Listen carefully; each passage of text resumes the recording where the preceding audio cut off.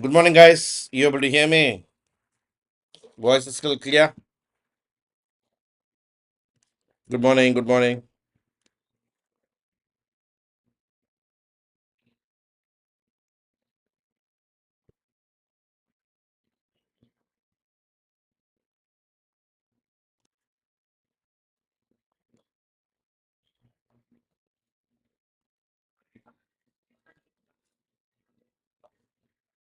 Good morning. Okay, guys. See, from today, I did a small change. Good morning.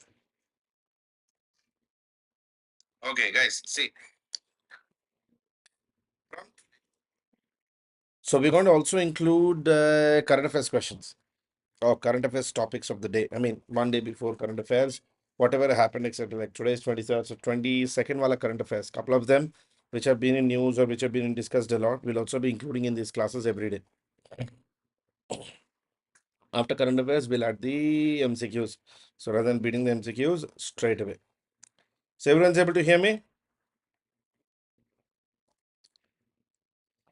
Okay, so yes, I obviously had to increase that current affairs part. There were a lot of students who were asking for current affairs part.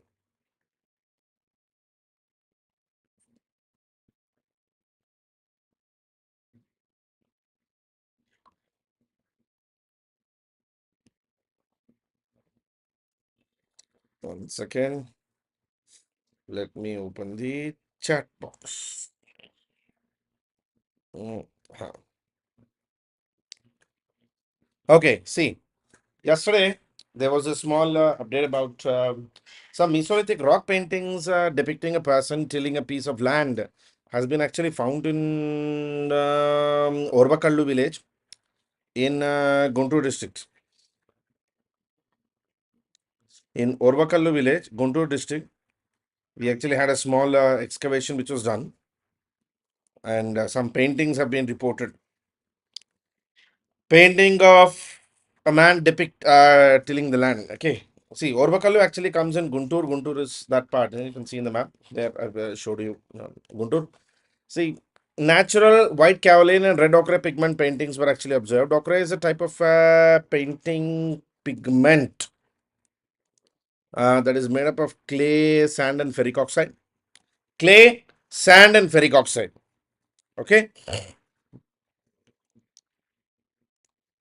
The chemical weathering of aluminum silicate as well as feldspar results in the formation of kaolinite, a kind of mineral that is pliable, earthy, and typically white in color. It almost looks like limestone. These paintings shed information on various aspects of social life, cultural life of the people of the area in which they're painted or the time period they're painted. Thus, Oravalu Guntur painting, there is a depiction of a guy using his left hand to grab a wild goat while holding a hook-like instrument on his right to manage it. I mean, this kind of looks like a land tiller, like this. Okay, another paint. There's also another painting where two married couples were shown standing together with their hands outstretched, and a child was basically observed standing behind them, standing behind them. So these Orvakallu Guntur paintings are actually of the Mesolithic period. The Mesolithic period is an era age which existed between Paleolithic and Neolithic. Paleolithic being the old Stone Age and Neolithic being the new Stone Age. Good morning, Sandeep. So, approximately between 12,000 to 10,000 years ago, these paintings have been observed, and human societies were predominantly hunter-gatherers during the Paleolithic Mesolithic period. Hunting, fishing, gathering wild plant resources for their sustenance was their main activity. Mesolithic era is sometimes also referred to as microlithic period, mainly because of the small handheld stone tools called microliths, which these guys used to carry. Small handheld tools called microlith, which these guys used to carry. Okay, so that's one of the most important findings which was done yesterday. So, Orvakallu, Guntur, Mesolithic paintings of a plowing man or man plowing the land or tilling the land has been found. Another important current affairs which was there yesterday, a lot in news yesterday, today, is the Ambubachi Mela, Kamakhya Temple, Assam.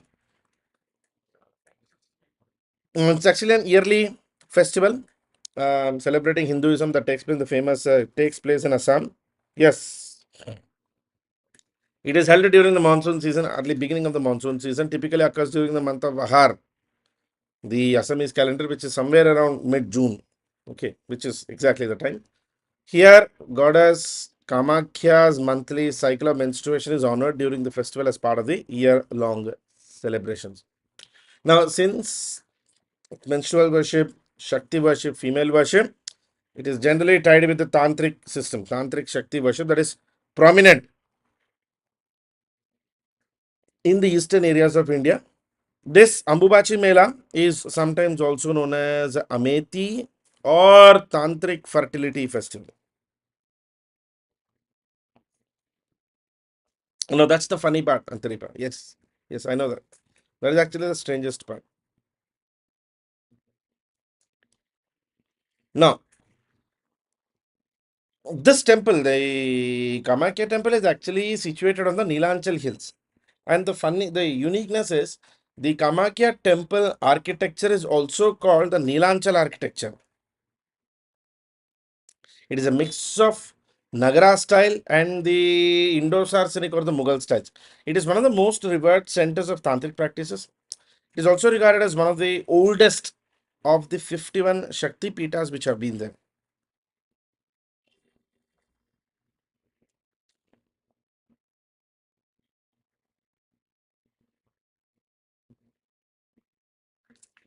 Sandeep, see, I haven't precisely exactly seen his press conference yet, but there's an entire lobby in United States called the Pakistan lobby, whose only job is to keep on complaining on India. Yes, question about minorities being discriminated. Yes, are minorities being discriminated in India as part of a public policy? No. Is it the policy of government of India? No.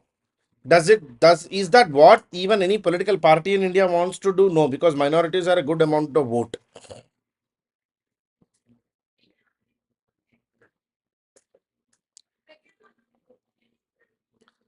बस there is a just misconception. That's it. उनको कोई काम धंधा नहीं रहता. As I said, the Ambubachi temple is a mix of traditional Nagara and the North Indian and Saracenic or Mughal style of architecture. That's why this style of architecture is also called Neelanchal style of architecture, given the temple itself is on Neelanchal. This is the only temple in Assam having a fully developed ground plan and a fully developed temple plan. Consists of 5 chambers: Garbhagriha, Antarala, vestibule, a Jagmohana or the principal chamber, Bhoga Mandir or ritual chamber, and Nata Mandir or opera hall. So these are 5 parts: Garbhagriha, Antarala, Jaganmohana, Bhoga Mandir, Nata Mandir. 5 sort of parts or 5 rooms. And within the Neelanchal region, this is the Ambubachi temple is the only temple which is sort of fully developed with a complete ground plan. Okay, that's something which was there in current affairs yesterday. So I mean, Mela has started. So for you, this much is what you need to remember. And recently, guys, India has been ranked 127th out of 146 global gender gap index. Now, the interesting is we have had an improvement of 8 places from last year. So within 1 year, we've improved 8 places, bringing greater gender equality. Bhog Mandir is like, exactly, like a pillared hall, mandapa only, mandapa. Now, another important current affairs which has been in news a lot is the Sarmat missile. Russia has yesterday unveiled its final active on duty Sarmat missile, intercontinental ballistic missile capable of carrying 110 or more nuclear warheads. And Russia has said that if need be, it will deploy Sarmat missiles in the battlefield. Now, look, RS-28 is actually its call sign. It's a silo-based tubular type. Sarmat can make circumterrestrial flight and hit targets on the other side of the planet from unexpected direction within 1 hour. Now you can understand how advanced and qualified it is. Sarmat can also deliver avant-garde hypersonic glide vehicle, capable of carrying nuclear payload at 20 times the speed of sound.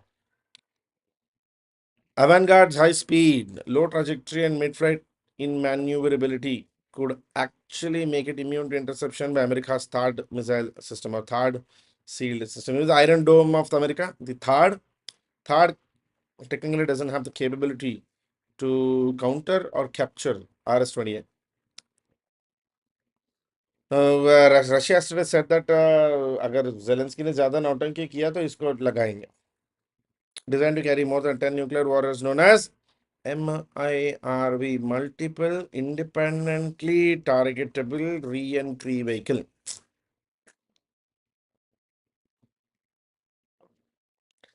And each of it can carry 10. Each of these can be about 150 kilotons. Oh, sorry, 750 kilotons. Hiroshima was 15 kilotons.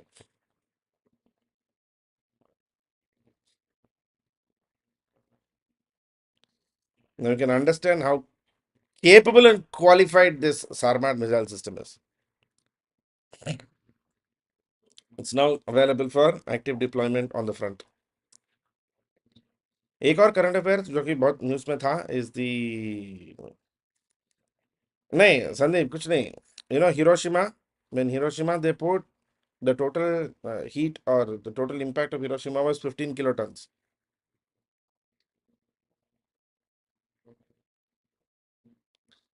Whereas Sarmat can carry 10 of them, where it can together yield up to 750 kilotons. Basically, one Sarmat will vanish if with full nuclear capability if it is delivered. Zelensky and his Mensky completely out of the ski. That's what Putin was basically saying.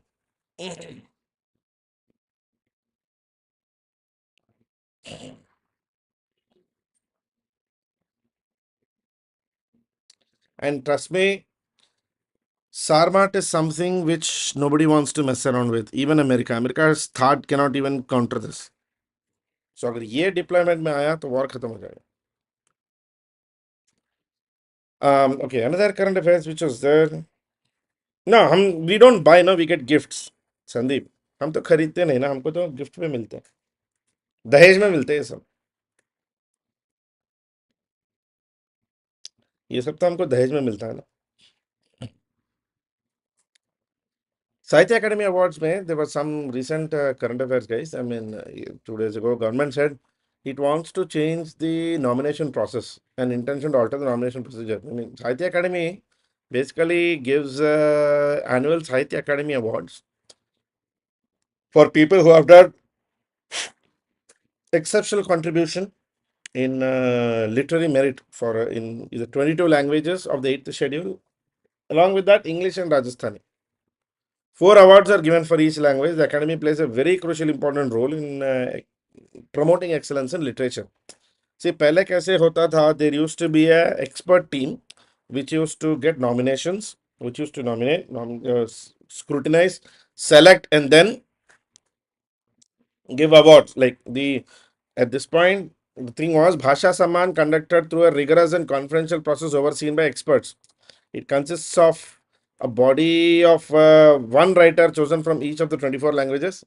Members suggest nearly 200 names every time, following which an expert committee finalizes 15 phase 1 and 5 in the phase next phase 2, and finally only one guy is selected and shortlisted. At this point, that's the procedure. So there's an expert writers committee or expert linguistic committee which every year selects 200 names and then starts scrutinizing continuously and then goes for the final one number. The only problem now is there is no open nomination till now, but government has now introduced, suggested, the Ministry of Culture has suggested that it wants to introduce open nomination process where any writer can nominate himself or herself and also recommend other candidates for the awards. The only problem here is political interference.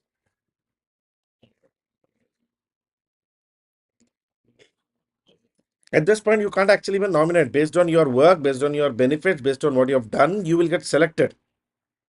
That ensures quality. But open nomination will eventually start bringing influences. So, iska ek issue hai. Hopefully, I don't know how they will handle it. But yeah, open nomination process, they are planning to introduce in the Sahitya Academy Awards. Okay, so these were a couple of quick current affairs, guys. Every day, now we will also add a little bit of current affairs content as well. So that way, thoda current affairs bhi cover hota jayega, MCQs bhi cover honge. That's better. Okay, the events that were involved in and around Tripuri crisis of Indian National Congress include leadership vows of the Indian National Congress, and controversies surrounding the merger of an arm of All India Muslim League with Indian National Congress. Which of the following statements these are correct, or sir is the correct answer code? One only, two only, one and two, neither one nor two.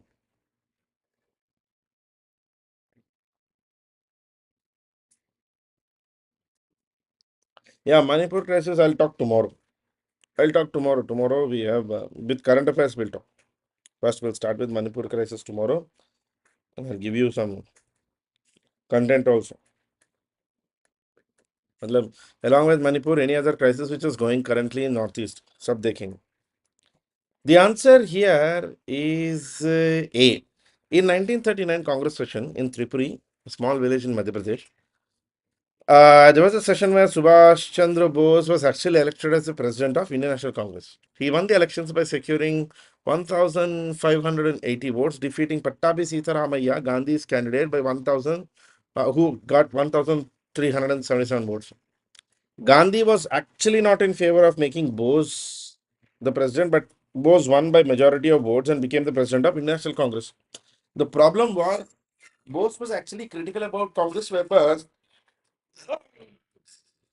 being part of government, because from 1937 for 2 years, Congress had been part of different governments.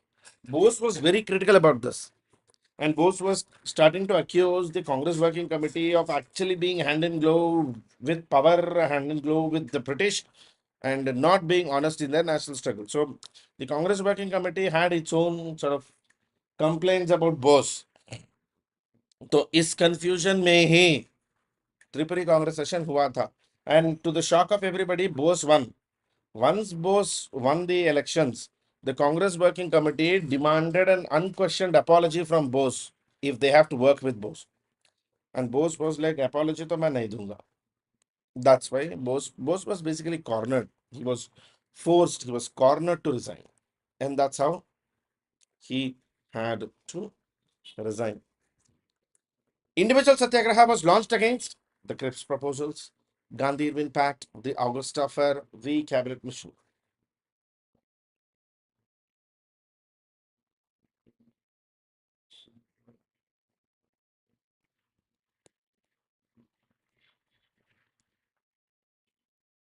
Individual Satyagraha.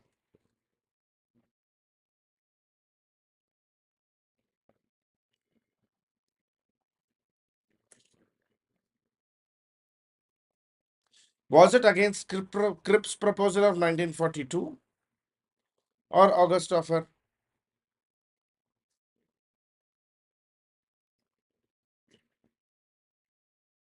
It was against the August Affair, because Gandhi called August Offer. He rejected it. During the course of Second World War, the British government made an announcement on the 8th of August 1940, which came to be known as August Offer. They said after the war, a representative body of Indians will be set up to frame a new constitution for India.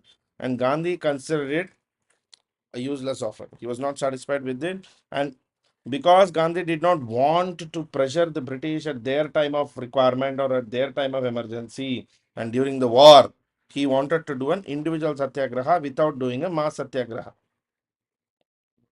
Okay. Now, individual satyagraha was basically limited to symbolic or non-violent in nature. It was left to Mahatma Gandhi to choose the satyagrahis. Acharya Vinoba Bhave was the first to offer satyagraha, and he was sentenced to 3 months imprisonment. Jawaharlal Nehru was the second satyagrahi and imprisoned for 4 months. The individual satyagraha continued for nearly 15 months. 1 5. Consider the following statements regarding the salient features of Government of India Act 1935. Establishment of a federal court at Calcutta. Extension of the principle of separate electorates to Sikh, Europeans, Indians, Christians, and Anglo Indians. Abolition of diarchy at the center. Which of the above statements is are correct?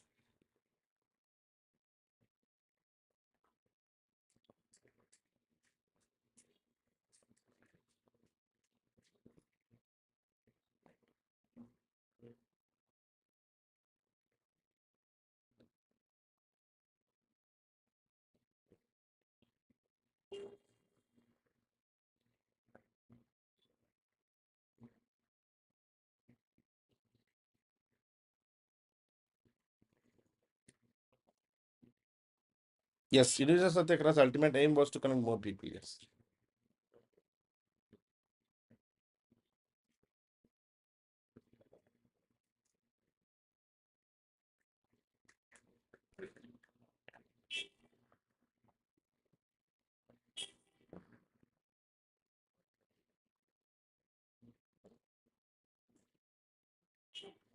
Government of India Act 1935.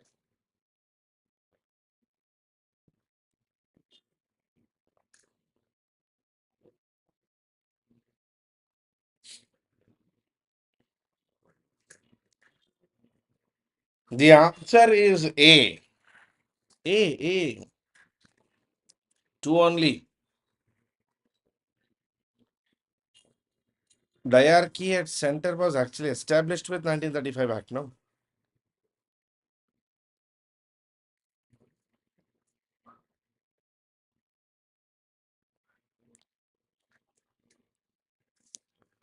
Government of India Act 1935 was passed on the basis of Simon Commission report and the roundtable conferences. This act contained many important changes over the previous 1999. Yes. Okay, exactly.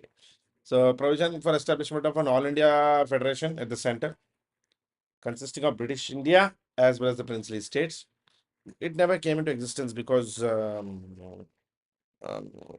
it was not there. Yes, for Europeans also separate. No, Barsha, yes. Europeans, Anglo Indians, yes. The division of powers was to be done at the center, three levels: federal, provincial, and concurrent. The introduction of diarchy at this center, there is Governor General and his councillors administered the reserved subjects. The council of ministers were primarily responsible for the transferred subjects. And abolition of diarchy and introduction of provincial autonomy in the provinces. Abolition of diarchy in the provinces. Governor was made the head of provincial executive, but he was expected to run the administration on the basis of aid and advice of his ministers. Provincial legislatures of Bengal, Madras, Bombay, United Provinces, Bihar, and Assam were made bicameral, and the extension of principle of separate electorate to Sikh, European, and Indian Christians and Anglo Indians was done. Federal court was also established at Delhi with the Chief Justice and 6 other judges. Okay. Now, consider the following statements regarding parallel governments during Quit India movement. Balia, Tamluk, Satara, Jatiya Sarkar, YB Chauhan, and Nana Patil.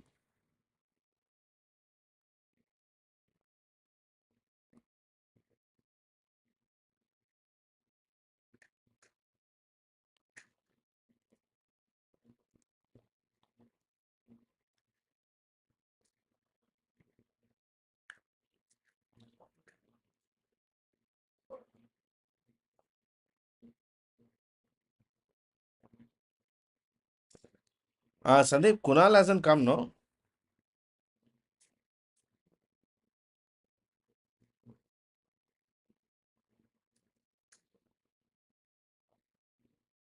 दो तीन दिन से नहीं दिख रहा Kunal.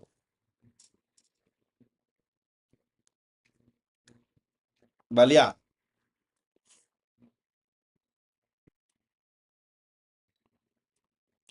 What? Kunal quit preparation.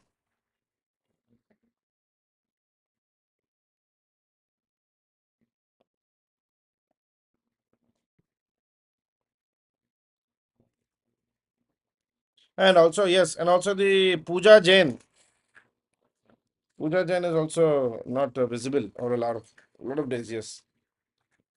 Answer is B. Balia. Answer is B. Balia was established under Chittu Pandey. He has got many Congress leaders. Tamluk, Jatiya Sarkar under the cyclone relief work. And sanctions grants to schools, supplied paddy from the rich to the poor, organized Vidyut Vahinis, and Satara, named Prati Sarkar, was organized by YB Chaman, Nana Patil, etc. So that's why the answer is B. Consider the following statements regarding 1946 Royal Indian Navy mutiny.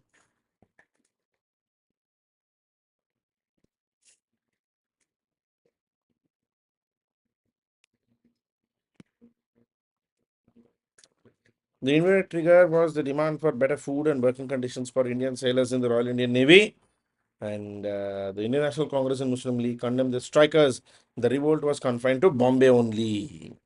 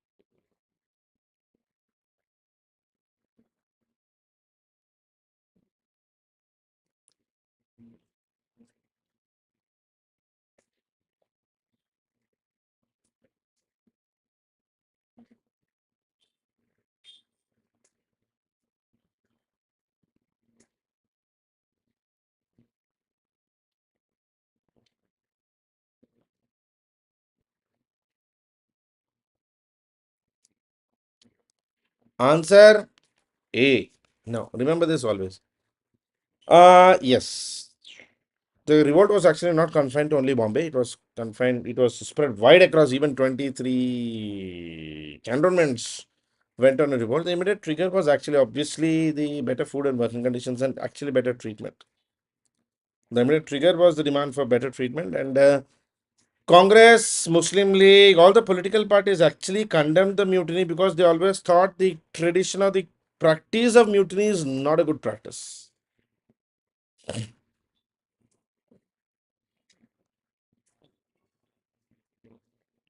They always thought the practice of having a mutiny is not the best thing to do.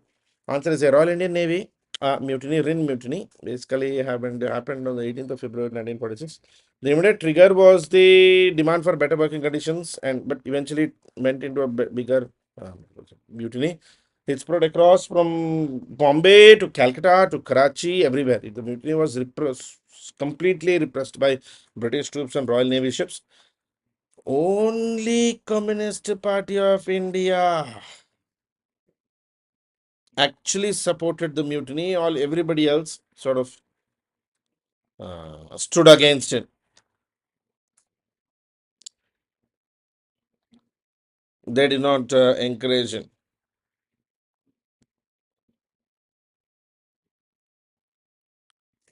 Okay, Muslim League also condemned it. The Indian National Congress Working Committee adopted a resolution for the adoption of landlordism during the advent of civil disobedience movement. Karachi session 1931, 1945, based on the resolution by Congress Working Committee, and none of the above.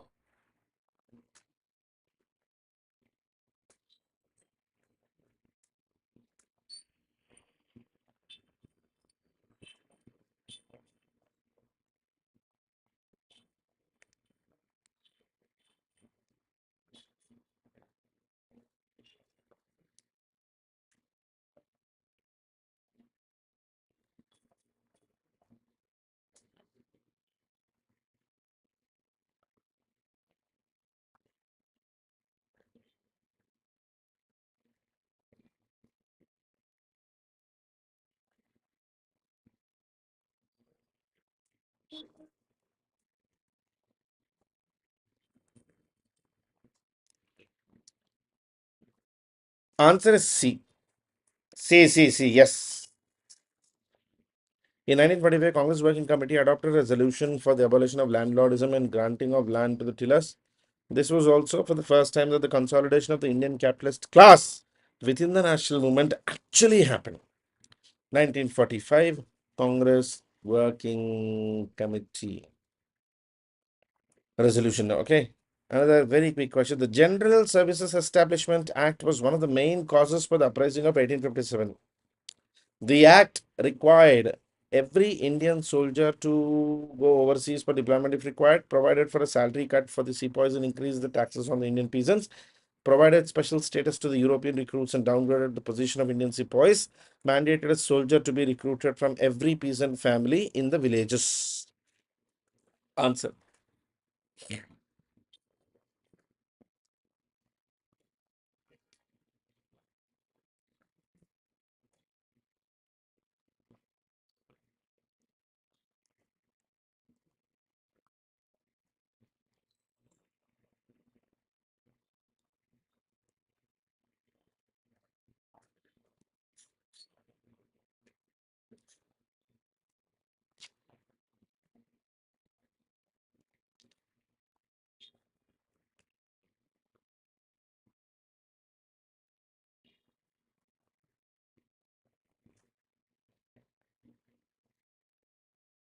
General Services Enlistment Act.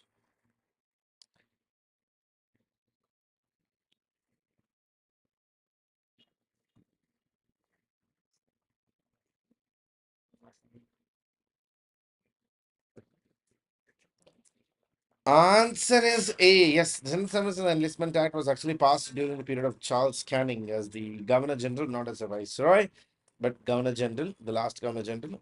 It required every Indian soldier to go overseas for deployment if required. It was also one of the main causes for the uprising of the 1857 revolt because it was considered taboo for Brahmins in those days to cross the sea. It was known as Samudra Ullangana or Sagar Ullangana, which was considered bad omen. Samudra Ullangana or Sagar Ullangana was considered not a good thing by the Brahmanas, but it was forced onto them. Also, there's one more provision in this that if they do,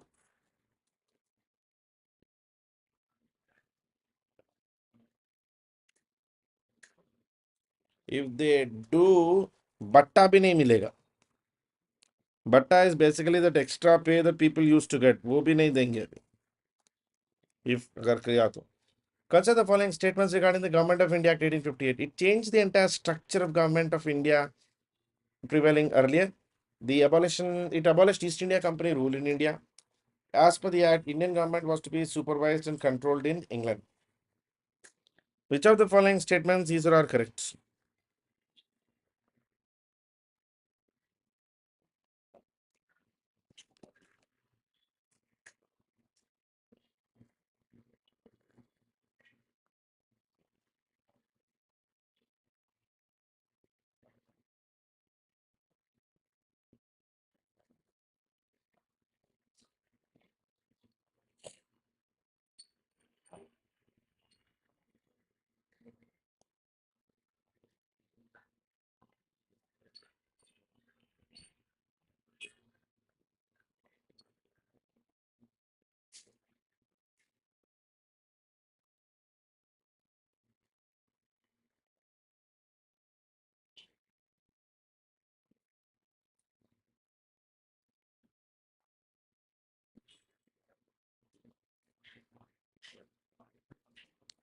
Answer yes. The main most important change of the Government of India Act 1958 was it was obviously enacted in the wake of 1857 revolt. The act known as Act for Good Government of India or Act for the Good Government Governance in India abolished East India Company rule, transferred all powers of the government and territories and revenues to the Crown, the British Crown. And it actually created a responsible government. I mean, obviously not responsible to Indians, but responsible government to the Parliament. It changed the designation of Governor General of India to that of Viceroy of India. He was the direct representative of the British Crown in India. Canning became the first Viceroy.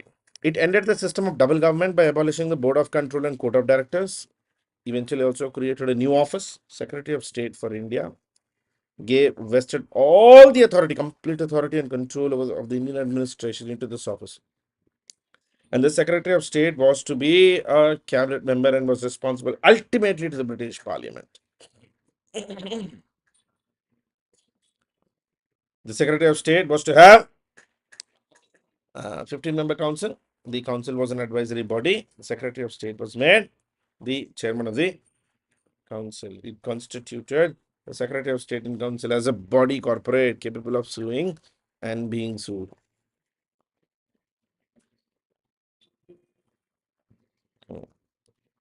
Next. Consider the following statements regarding Deccan riots.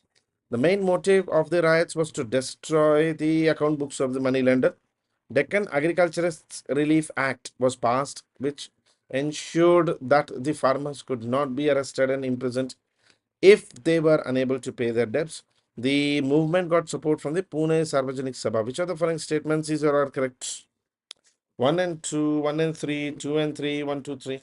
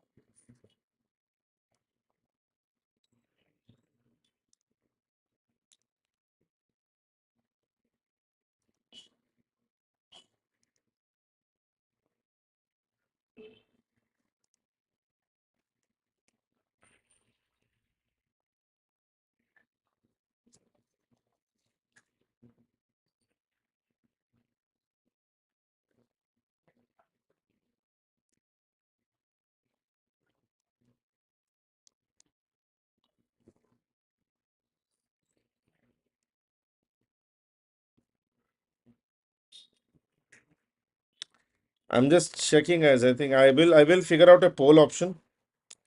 आपको मिल जाएगा man. I need to work on that. I know there is a poll option.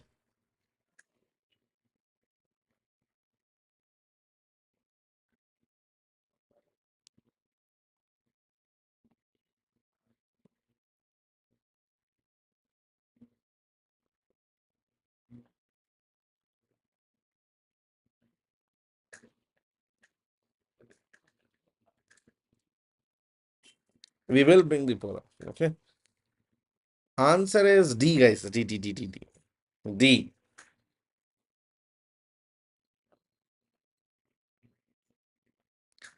In May, June 1875, peasants of Maharashtra and some parts of Pune and Ahmednagar districts actually revolted against increasing agrarian distress. The Deccan Riots of 1875 primarily targeted the conditions of debt, peonage, or commonly called the Kaimudi, to moneylenders. The rioters' specific purpose was to obtain and destroy the bonds, decrees, and other documents in the possession of the moneylenders. The movement also got support from the Pune Sarvajanik Sabha, co-founded by Mahadev Govind Ranade. It took several months for the police to restore order in the countryside. The Bombay government initially dismissed the uprising as trivial or small, but however, Government of India pressured the Bombay government to inquire into the matter, and eventually they did. It was quite a big thing. Which of the following acts provided the right to ask questions and discuss in the budget? Which of these acts provided for right to ask questions and discuss the budget?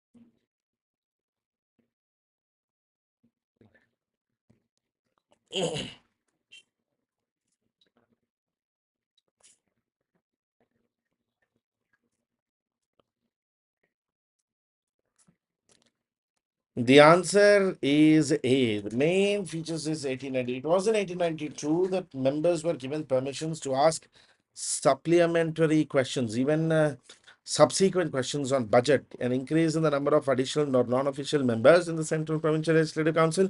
It also, it did maintain official majority. It increased the functions of the Legislative Council and gave them the power of discussing the budget and addressing questions to the executive. Who was the founder of drain theory, which, among others, exposed the constant drain of wealth from India to England?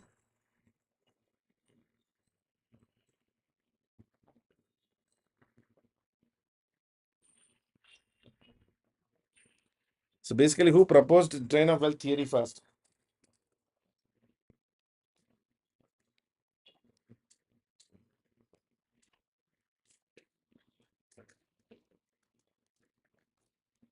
Answer is A. Dadabhai Naoroji. Poverty and un-British rule of India.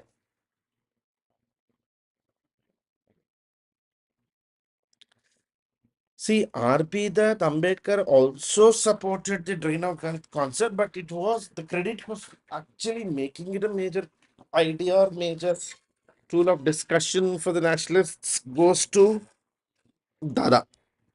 It was Dada. Which one of the following was not one of the earliest machine-based modern industries to come into existence in India? Cotton textile industry, jute industry, iron and steel industry, coal mining industry.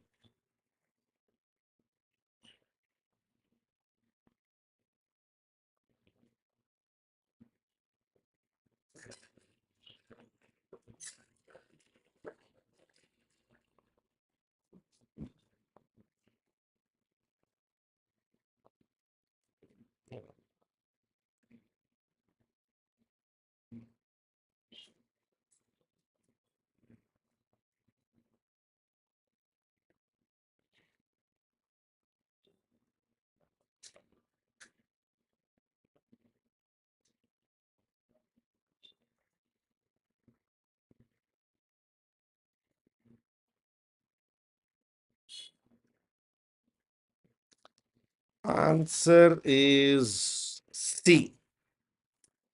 Iron and steel industry. One of the industries where modern technology never really actually not one of the earliest machine-based modern industries to come into industry. Iron and steel industry. It only came somewhere about the early 20th century, 1900, around 1900. Which of the following was not a plantation industry in British India? Indigo, tea, coffee, saltpeter. Not a plantation industry.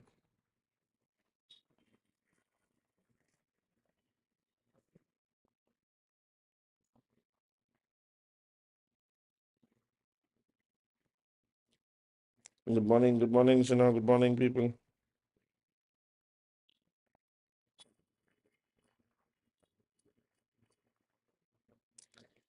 Saltpeter. Saltpeter was not a plantation industry. It's a mining. The first telegraph line introduced by Dalhousie in 1853 ran between.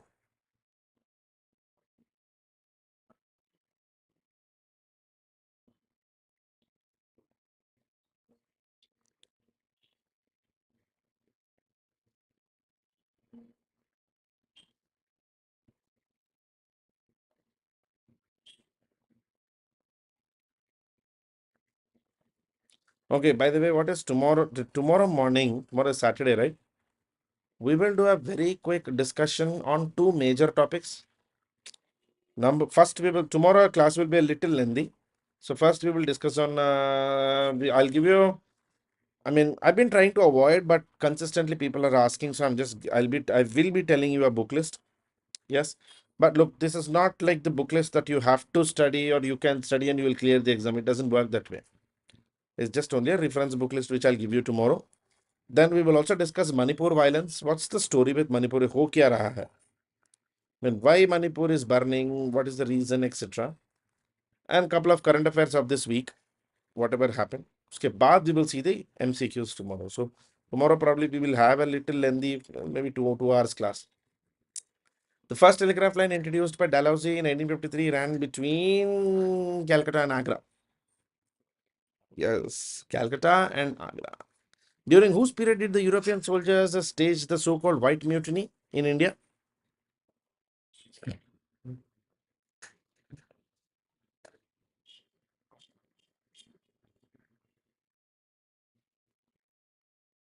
The White Mutiny.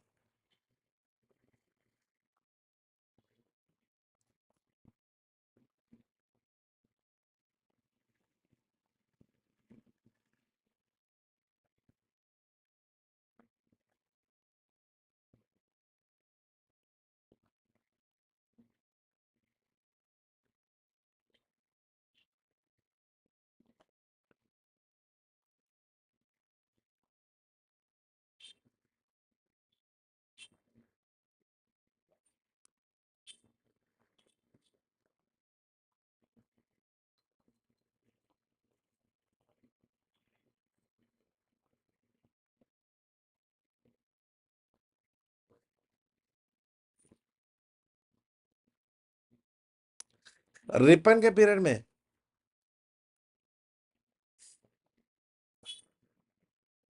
And also during Canning's period.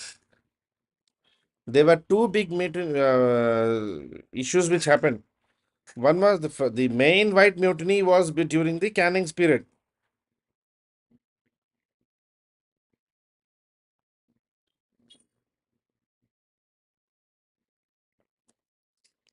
Canning. This was basically the reason why the white or Europeans mutiny during Canning's period is East India Company army was disbanded, closed. Now there was a question about what next. What will happen to those currently serving in the army, East India Company army, because the original proposal was not to include them into the British Indian army. There was no proposal to include them.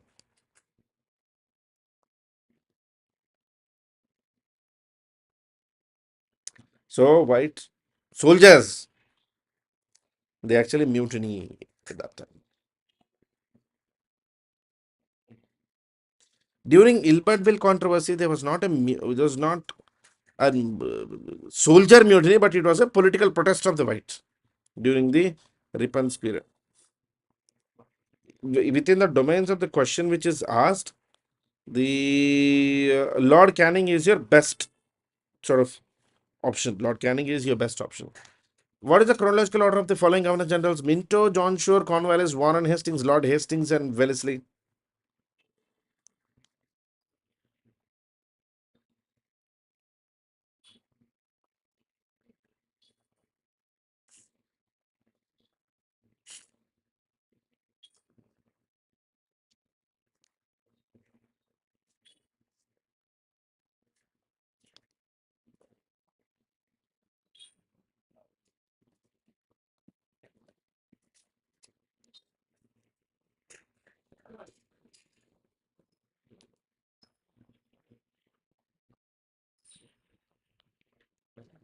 Warren Hastings and Cornwallis, everybody knows. Answer is A. A. Among these, the oldest is Warren Hastings. Warren Hastings के बाद Cornwallis.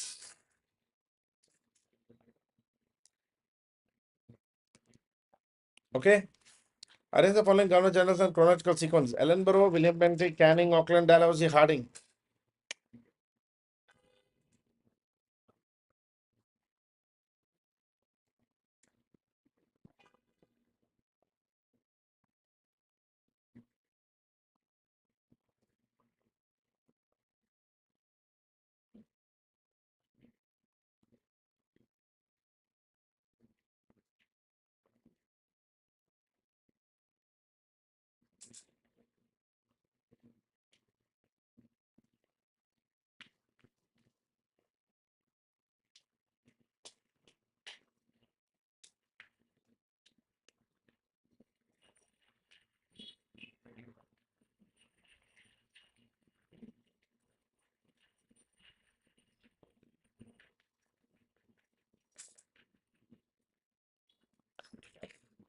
Answer must be C. Definitely.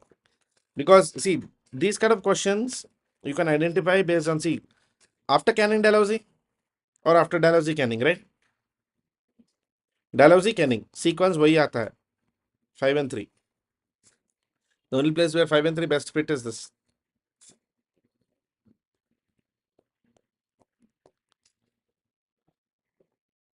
Some Buddhist rock cut caves are called chaityas, while the others are called viharas. What is the difference between these two? First Dalhousie, then Canning. Yes. What is the difference between vihara and chaitya?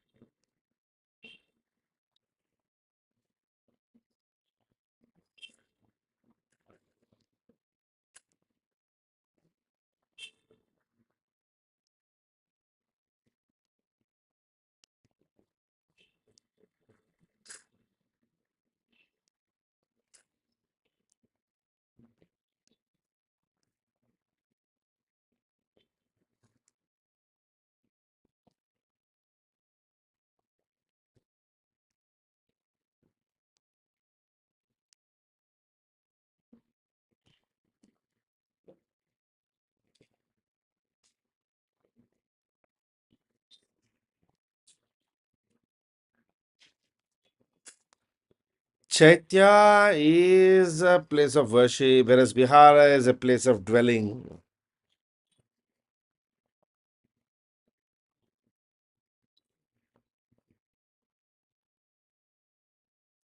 Chaitya is a place of worship, whereas vihara is a place of dwelling where people rest. So, naturally, among these two, which is the biggest? Chaityas or viharas? Which is the largest in size?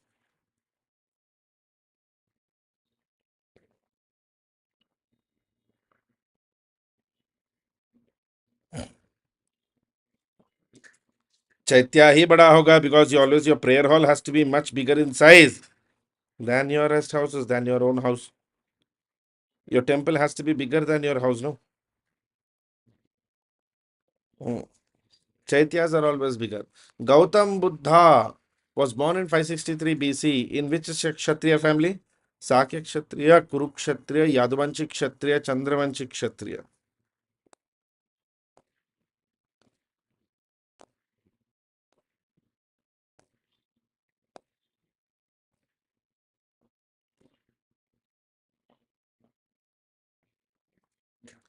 That's why Buddha is also sometimes referred to as Sakya Muni because he belonged to Sakya Kshatriya clan or Sakya Kshatriya tribe.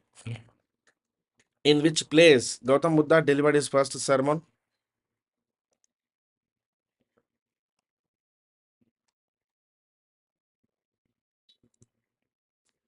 Kushinagara, Sarnath, Patliputra, Rajagriha.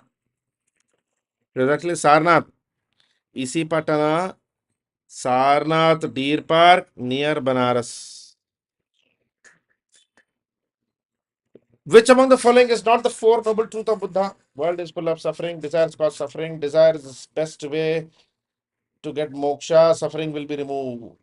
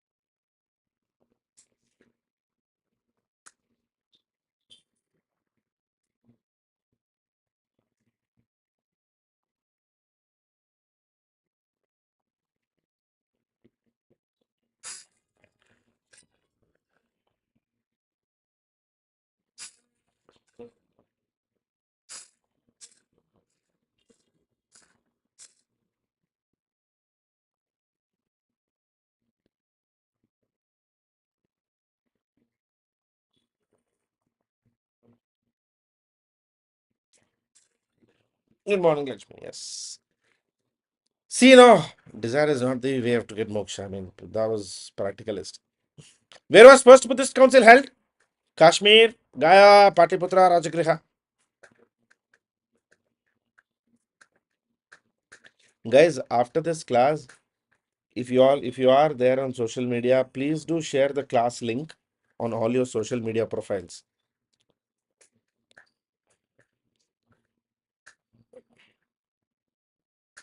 These MCQ classes really help a lot of students, but I only have a limited reach. So do you can consider this as your way to help others. Please share it across your social media profiles that every day morning 8 a.m. on this YouTube channel we do take free classes.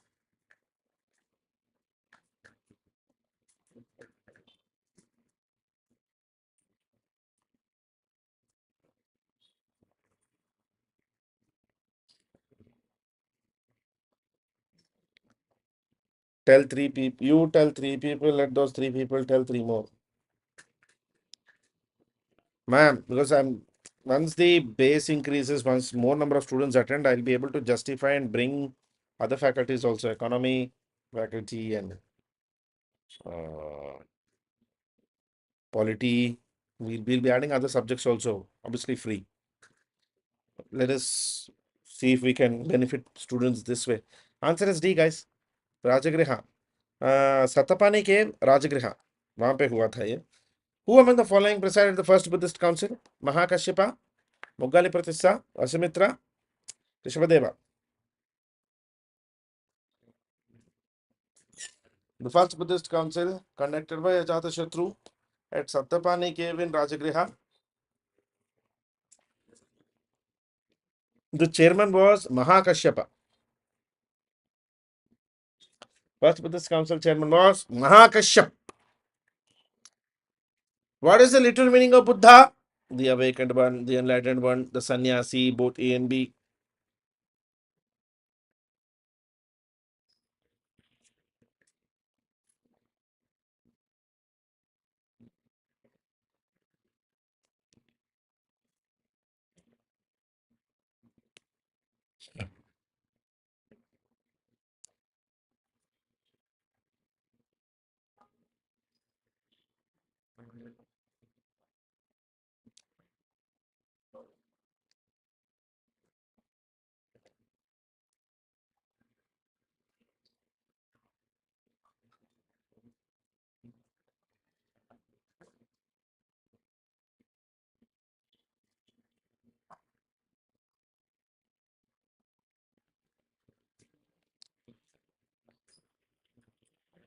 All this, both A and B. Awakened or Buddha means awakened or the enlightened, the knowledged, the awakened, the enlightened, the knowledged. That's what the word, the term Buddha basically means.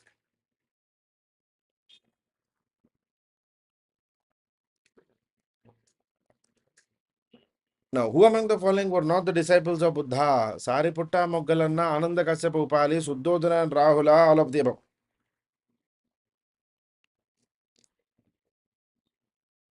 Previous year question.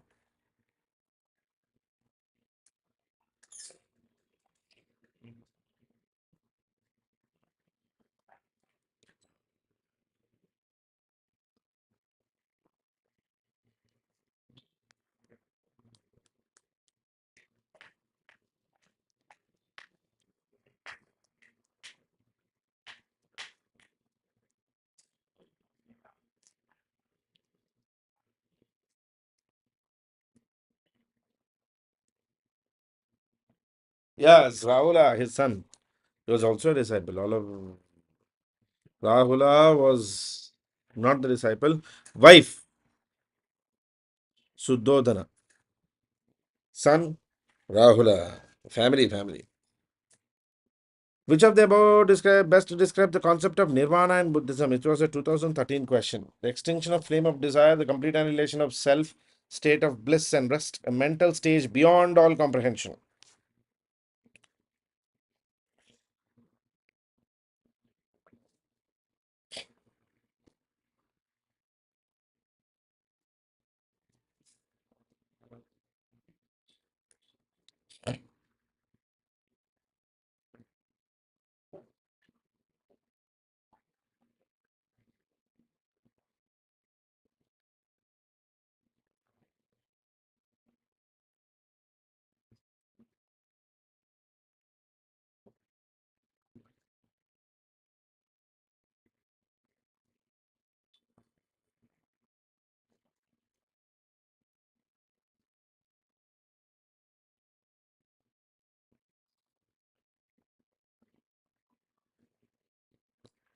The answer is, I mean, this has been a controversial, but yes.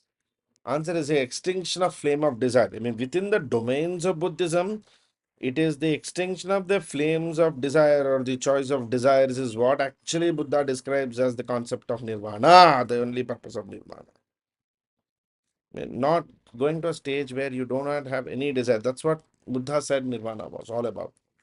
Now, with which among the following places the 23rd Jain Tirthankara was associated? Vaishali, Kausambhi, Varanasi, Shravasti.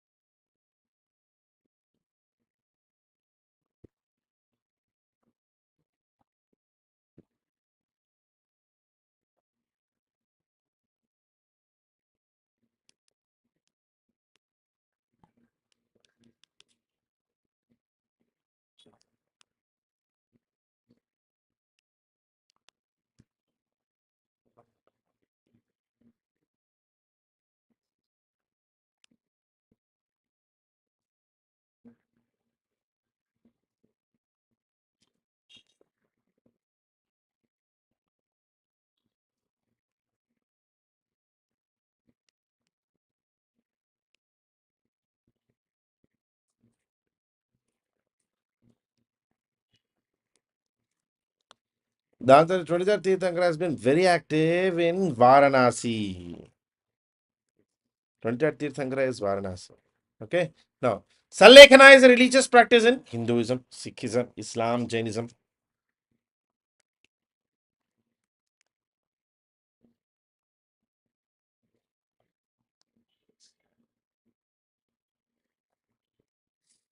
Sallekkhana.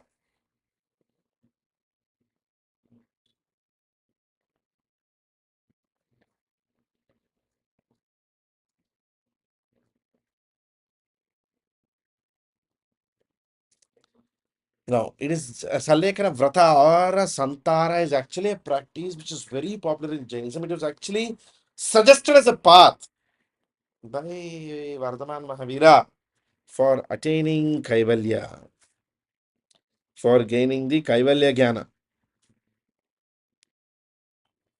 It was suggested by Vardhaman Mahavira. Now, obviously, this practice of Sallekkhana involves voluntary death, fasting on to death, which Government of India considers suicide. So there's been a little confusion about this. Lord Buddha's image is sometimes shown with the hand gesture called Bhumi Sparsha Mudra. What does it symbolize?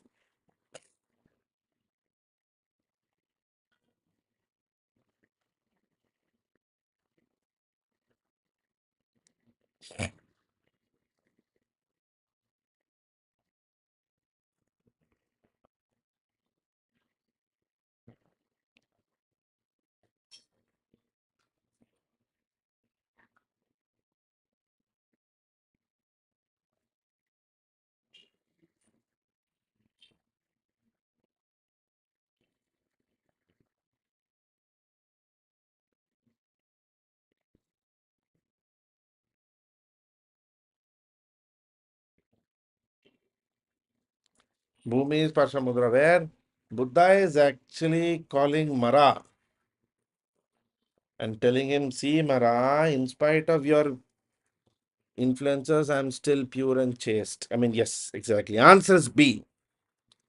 Answer is B. The Jain philosophy holds that the world is created and maintained by universal law, universal truth, universal faith, and universal soul.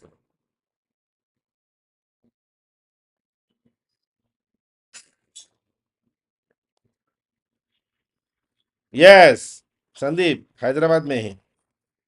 The girl did Sallekkhana Vrata and the parents actually paraded her dead body across the streets of Begum Bazar as if she's achieved something in life. पूरे 40 लोगों को उठा के IPC 300B में डाल दिया सरकार ने.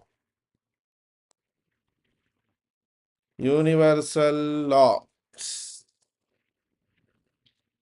Jainism is against universal truth. Remember Anekantavada philosophy? Jainism doesn't believe that there is universal truth, no.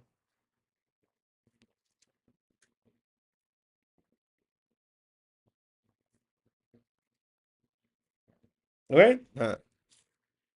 No.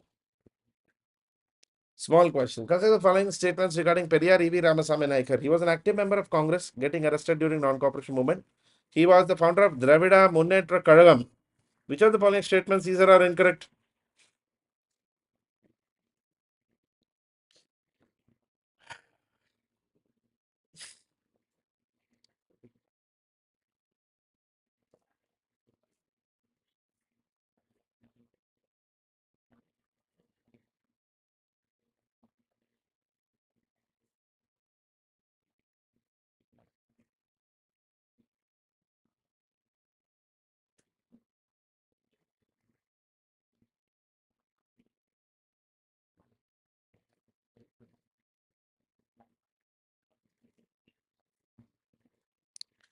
E.V. Ramasamy Naikar was an active Congress member, yes, during non-cooperation movement.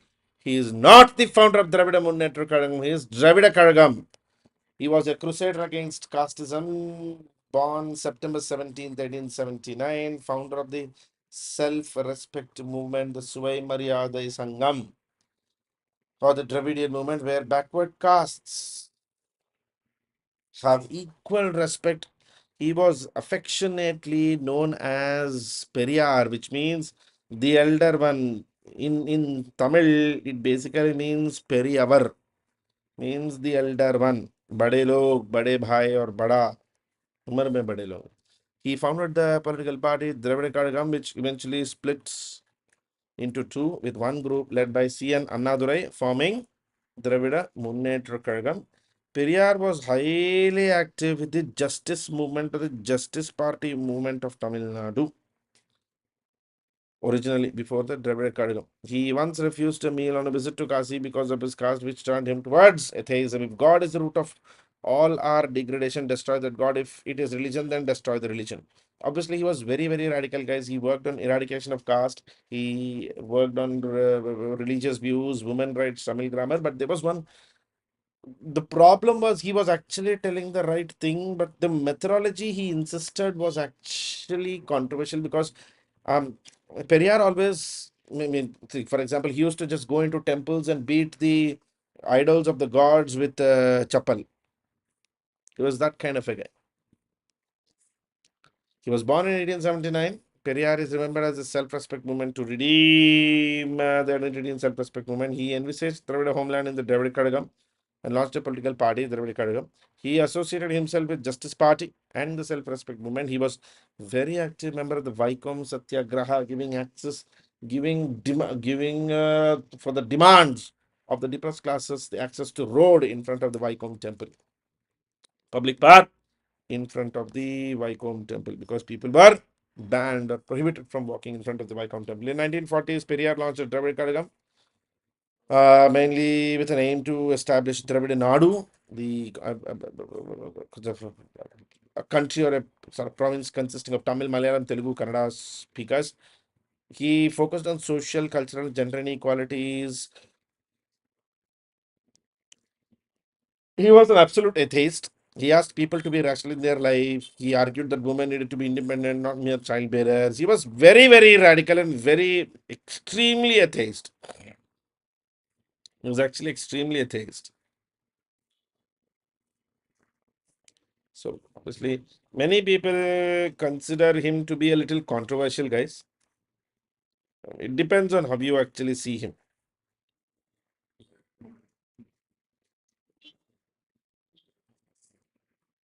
Next. He joined the Indian National Congress in 1919, resigned in 1925. He questioned the subjugation of non-Brahmin Dravidians as Brahmins enjoyed gifts and donations of the non-Brahmins. In 1924, Ramasamy participated in the non-violent agitation in Vaikom in Kerala, Vaikom Satyagraha. In 1939, he became the head of the Justice Party. In 1944, he changed the name to Dravida Karagam. Okay, just a quick question. Consider following regarding Bharat Ratna. Bharat Ratna is the highest civilian award of Republic of India. It is awarded in recognition of exceptional service or performance of the highest order in any field of human endeavor by Indians. Which of the following statements is or are correct?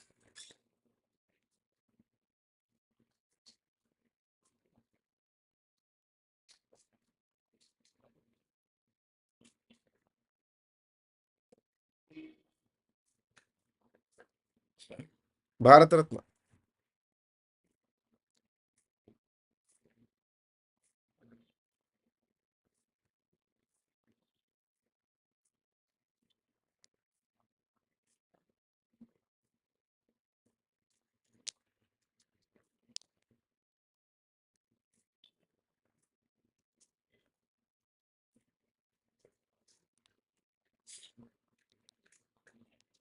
Answer is A. Yes, it is the highest civilian of the Republic of India. Bharat Ratna is also or can also be given to non-Indians. There is no restriction that, I mean, obviously it is preferred to be given to Indians, but yes, can be given to foreigners as well.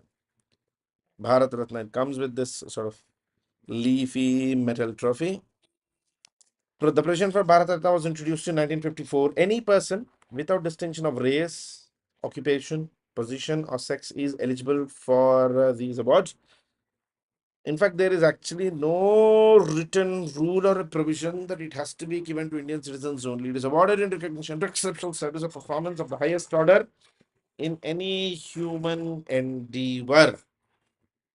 Any field of human endeavor in 2011. That's what they declared. And Article 19, under Article 18, Clause 1, the award cannot be used as a prefix. So you can't actually, even if you win Bharat Ratna, you can't add it like your sort of subtitle or a title. He may use this expression in his biodata, letterhead, or visiting card to indicate that he or she is a recipient of an award. That's it. It's not, Bharat Ratna is not a title.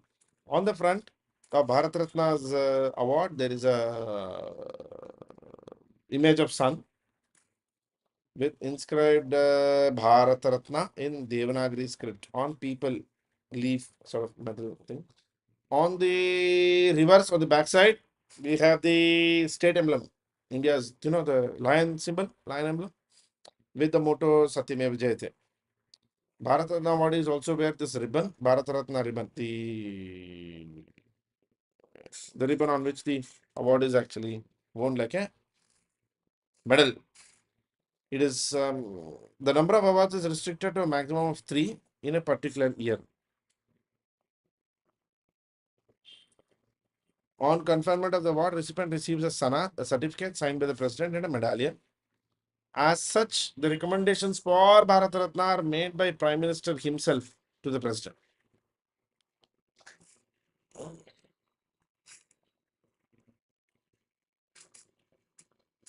The other civilian awards are Padma Awards, which is Padma Vibhushan, which is the second highest civilian award, Padma Bhushan, the third highest civilian award, and Padma Shri. So the award sequence is Bharat Ratna, Padma Vibhushan, Padma Bhushan, Padma Shri. Okay. Bharat Ratna, exceptional service of the highest human endeavor, highest order, human endeavor, not more than 3 awards in a year. Padma Vibhushan for exceptional distinguished service, Padma Bhushan for distinguished service of highest order, Padma Shri for distinguished contribution. Consider the following regarding Padma Award. The awards are announced on the occasion of Republic Day every year. The award is never conferred posthumously. Which of the following statements is or are correct?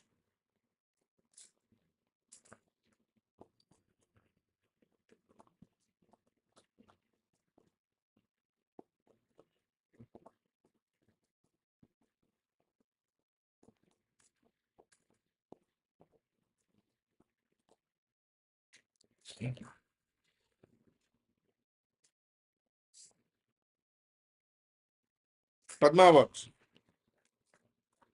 Remember this, the Padma Awards, which are the following is are correct. They are announced every year on the occasion of Republic Day. They can be given posthumously. The awards also were constituted in 1954. Padma Vibhushan being the highest, Padma Bhushan being the second, and Padma Shri being the um, fourth highest award. And within the Padmas, the third. The award is given for various disciplines: art, social work, public affairs, science, engineering, trade and industry, medicine, literature, education, sports, civil service. Doesn't matter. And Padma Vibhushan is awarded exceptional distinguished service. It is the second degree honor. Padma Bhushan for distinguished service of highest order, third degree. Padma Shri is awarded for distinguished service in any field, 4th degree, ये हमेशा याद रख लो that it is normally not conferred posthumously, but there is no ban on it.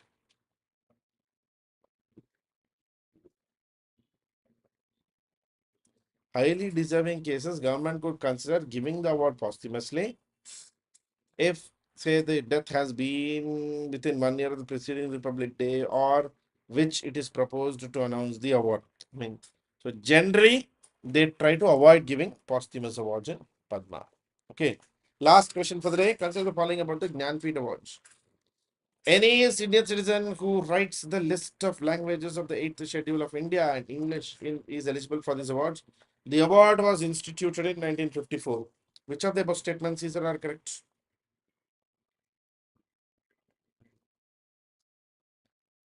Jnanpith Samman. Bharat Ratna, yes. Any field, no. Any field of highest human endeavor, no. There's no specificness on the sport. Any field में sport भी आता है ना. Yes, Periyar Ramasamy Naikar is described as the hero of Vaikom. The Jnanpith Award, answer is C, guys. Answer is C. Both the statements 1 and 2 are correct. Jnanpith Awards were constituted in 1954. The first English language Jnanpith Award winner was from 2019, Amitav Ghosh. Jnanpith Awards was one of the prestigious literary honors. The award was instituted in 1961.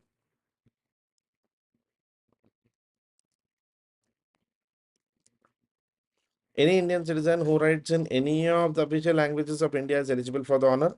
Any of them. Initially, English was not considered. You have to understand, English is not part of the 8th schedule, right? But after the 49th Jnanpith Award, English was starting to get considered for the awards.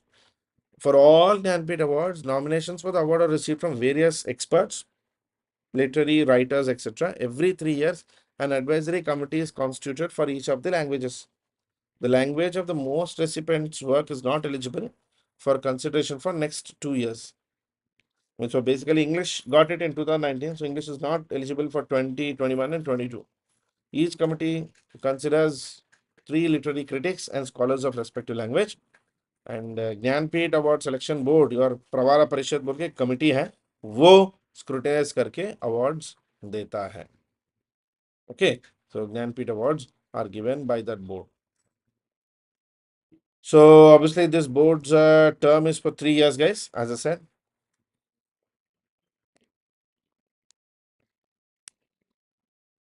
No, it is 61. The award was given in 61.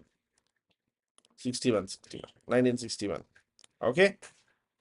So guys, that's it in this session for today. Let us meet in the next MCQ session, morning 8 a.m.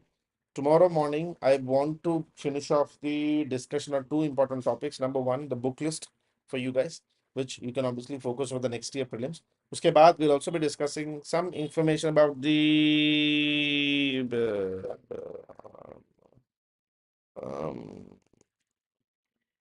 Manipur violence. And finally, we will see some more questions tomorrow. Okay. Thank you, guys. You have a nice day. I'll see you tomorrow. Bye-bye.